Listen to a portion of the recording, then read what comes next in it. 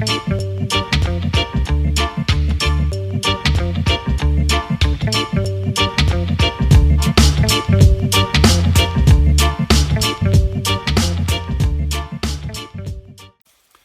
it's above zero and raining here, which is great because it means I've got a last chance now to cover up our beds before the winter.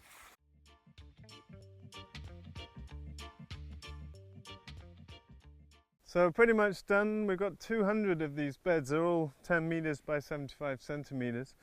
And these are the new beds we haven't grown in yet. So these have been covered up earlier in the year. I've been working on the other beds on the north side of the farm. And I'm really into covering up the beds over the winter for a couple of reasons. Firstly, it just protects the beds from the elements. We have a very long winter with a lot of rain and snow. And the mulch, because we're doing a no-dig setup, we have the soil permanently covered. And that's really, I mean, since growing veg since I was 18 at Organic Ag School, I really haven't found a better way of growing veg than doing it no-dig. There's no better soil care method in my mind. We're keeping the soil permanently covered just like nature does in all circumstances. But the biggest benefit, I think, is that because we have our whole year mapped out in the crop plan and we know exactly what's going in which beds when, it makes life at the start of the season when things get busy much easier. We can just come along.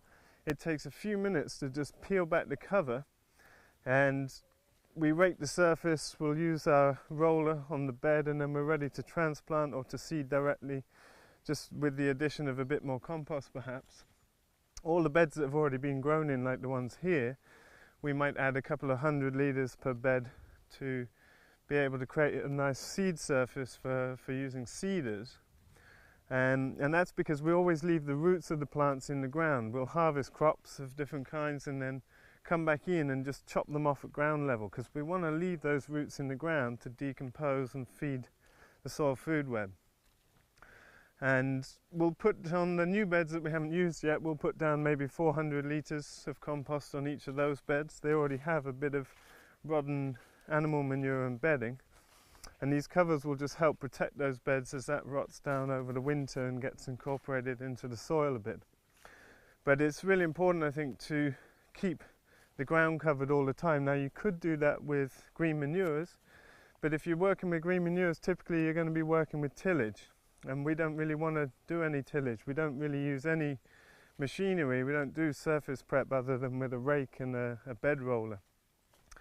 And for me it just feels like a better investment to, some people have asked if it's sustainable to use so much compost, but your alternative really is investing in diesel or oil to power machinery to do tillage, which has other unintended consequences too, which is not what we're shooting for. We're using this really high quality non-woven geotextile. It's a little bit expensive compared to cheap woven materials, but like that cheap Mypex of black woven plastic is horrible stuff. When you cut it, it just frays and falls apart. It looks ugly, and frankly it's not something we like working with. So we've invested a bit more in this material. It's a lot heavier weight, it has a much better gas and water exchange, and it should last 10 to 15 years. Now we hold that down with metal pins, about 8-inch pins, and we'll put 20 of them per cover ideally, every metre, because the beds are all the same length. And I find personally, I think they're really great. We've in the past used sandbags, used clods of earth and bits of wood or other heavy material, but that's such a pain to move around. These are really quick, it's easy to carry hundreds of these in a bucket, and it's really easy just to peel this back and rake it over and get ready to plant straight away. It's a bit of an investment, but it makes life much easier in the working process, and it does make holes in the material, but because it's a non-woven material it doesn't really rip or fray. If you have enough pins or you're sheltered from the wind, it doesn't get damaged in any way. So I hope these will last for many, many years. And I think that it's good to point out, like, this stuff comes in rolls. We can only find it in 2.4 meter rolls, and so we've sawn it into 3 rolls of 80 centimeters wide, because all our beds here are 75 centimeters wide, so it just covers that up nicely. And because it's a non-woven material, you can saw it through and it doesn't fray. So that's really neat. So we spend a little bit of time just chopping the material up into the bed shapes, and then it's very quick to cover up the beds. A lot of folks ask why we don't use things like straw or other organic mulch. Well, the answer is straw is something I would never use on an annual veg bed. One, it's really inefficient to take it off every time you want to seed a crop. It wouldn't work for many crops that are direct sown. And another is that you'd need to pull it off in the spring to warm the soil up to get good germination rates.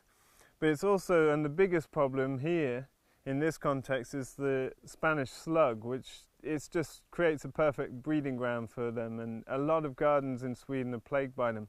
We don't actually have a problem with that here, and we want to keep it that way. So we keep the ground covered all the time with organic matter compost that is feeding the plants and acting as a mulch, and slugs don't like to breed in it, which is fantastic.